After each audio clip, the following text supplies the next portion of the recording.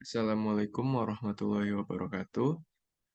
Perkenalkan nama saya Atal Aryansa Sukmawan. Di sini saya akan menjelaskan materi dari mata kuliah metodologi penelitian, yang di mana tugasnya itu menganalisis jurnal yang sudah saya baca.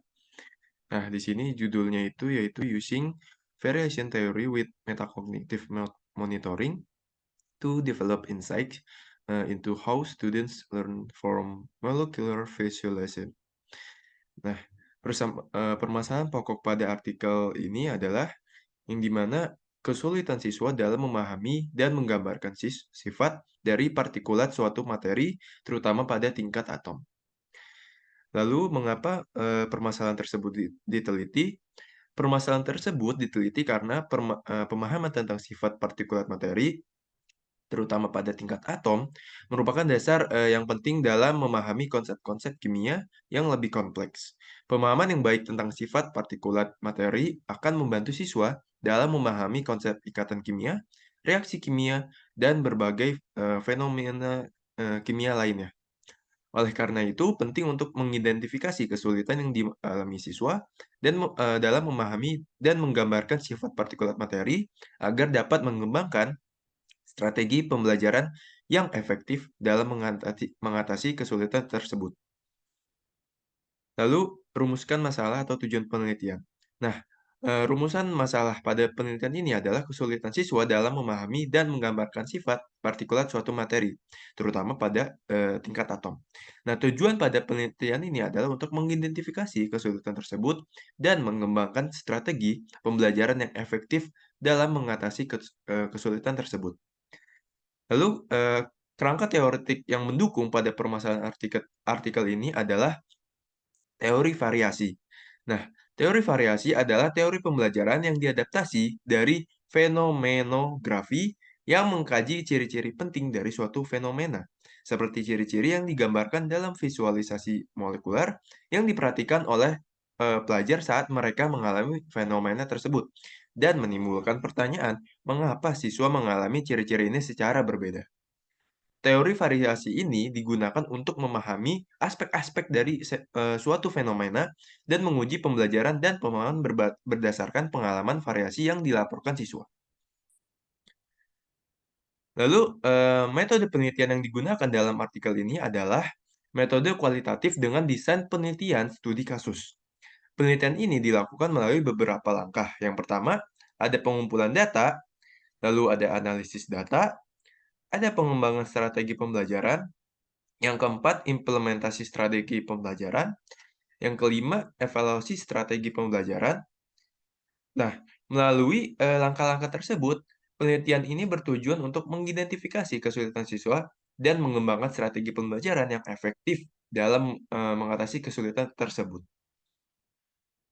Lalu dalam artikel ini, untuk mengatur kesulitan siswa dalam memahami dan menggambarkan sifat partikulat suatu materi, peneliti menggunakan wawancara semi terstruktur sebagai instrumen pengumpulan data. Wawancara ini dilakukan dengan siswa yang berpartisipasi dalam penelitian. Contoh pertanyaan yang mungkin diajukan dalam wawancara adalah yang pertama itu, bagaimana Anda menggambarkan sifat partikulat suatu materi, terutama pada tingkat atom? Yang kedua, apa kesulitan yang Anda hadapi dalam memahami sifat partikulat materi? Dan yang terakhir, bagaimana Anda menggunakan visualisasi tingkat atom untuk membangun pemahaman? Data dari wawancara ini kemudian dianalisis menggunakan metode pengkodean aksial untuk mengidentifikasi ciri-ciri penting dari kesulitan siswa dalam memahami dan menggambarkan sifat partikulat materi. Lalu bagaimana cara mengolah data dan menganalisis data yang dilakukan? Nah, dalam artikel ini data yang dikumpulkan dari wawancara dengan siswa dianalisis menggunakan metode pengkodean aksial. Metode ini melibatkan beberapa langkah dalam pengolahan dan analisis data. Yang pertama, data wawancara direkam dan ditranskripsi secara verbatim. Transkripsi ini kemudian digunakan sebagai basis untuk analisis data. Nah, yang kedua, peneliti melakukan pengkodean terbuka pada transkripsi wawancara. Pengkodean terbuka ini melibatkan identifikasi dan pemberian label pada unit-unit data yang relevan dengan permasalahan penelitian. Lalu yang ketiga, setelah pengkodean terbuka selesai, peneliti melakukan pengkodean aksial. Pengkodean aksial ini melibatkan pengorganisasian unit-unit data yang telah dikodekan terbuka ke dalam kategori-kategori yang lebih luas. Kategori-kategori ini mencerminkan aspek-aspek utama dari kesulitan siswa dalam memahami dan menggambarkan sifat partikulat materi. Lalu yang keempat, peneliti melakukan analisis tematik untuk mengidentifikasi pola-pola atau tema-tema yang muncul dari data. Analisis tematik ini melibatkan pengelompokan unit-unit data yang memiliki kesamaan tematik ke dalam tema-tema yang lebih umum. Lalu yang kelima, peneliti melakukan interpretasi dan penyajian hasil-hasil analisis data. Hasil analisis data ini digunakan untuk mengidentifikasi kesulitan siswa yang paling umum dan untuk mengembangkan strategi pembelajaran yang efektif dalam mengatasi kesulitan tersebut. Nah, dalam artikel ini peneliti menggunakan metode pengendalian aksial dan analisis data tematik untuk mengolah dan menganalisis data wawancara dengan siswa. Lalu bagaimana deskripsi temuan dan kesimpulan dari penelitian ini? Dalam penelitian ini, temuan utama adalah bahwa siswa menghadapi kesulitan dalam memahami dan menggambarkan sifat partikulat materi.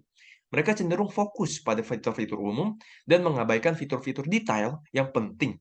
Selain itu, siswa juga mengalami kesulitan dalam menggunakan visualisasi dengan cara yang kondusif untuk mengubah model mental mereka. Nah, kesimpulan dari penelitian ini adalah bahwa siswa diperlukan strategi pembelajaran yang efektif untuk mengatasi kesulitan siswa dalam memahami dan menggambarkan sifat partikulat materi. Strategi pembelajaran tersebut harus membantu siswa mengembangkan pengetahuan kognitif dan keterampilan metakognitif yang diperlukan untuk penilaian diri yang akurat dan penggunaan visualisasi yang efektif. Dengan demikian, penelitian ini memberikan pemahaman yang lebih baik tentang kesulitan siswa dalam memahami sifat partikulat materi dan memberikan dasar untuk pengembangan strategi pembelajaran yang dapat meningkatkan pemahaman siswa dalam bidang ini. Lalu, dari artikel tersebut, saya dapat memperoleh manfaat sebagai inspirasi untuk rencana penelitian saya. Artikel ini memberikan contoh metode pengolahan dan analisis data yang dapat saya terapkan dalam penelitian saya. Metode pengkodean aksial dan analisis tematik yang digunakan dalam artikel ini dapat membantu saya dalam mengolah dan menganalisis data yang saya kumpulkan. Dalam hal instrumen, artikel ini tidak secara spesifik menyebutkan instrumen yang digunakan, namun artikel ini mengumpulkan data melalui wawancara dengan siswa. Data yang dikumpulkan melalui wawancara tersebut kemudian direkam dan ditranskripsi secara verbatim untuk digunakan dalam analisis.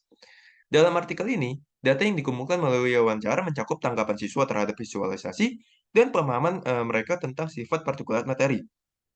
Data ini kemudian dianalisis menggunakan metode pengkodean terbuka dan pengkodean aksial untuk mengidentifikasi kesulitan siswa dan tema-tema yang muncul dari data.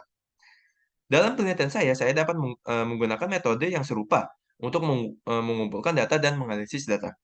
Saya dapat menggunakan wawancara sebagai instrumen untuk mengumpulkan data dari partisipan penelitian saya. Data yang dikumpulkan melalui wawancara dapat direkam dan ditranskripsi untuk kemudian dianalisis menggunakan metode pengkodean terbuka dan pengkodean aksial.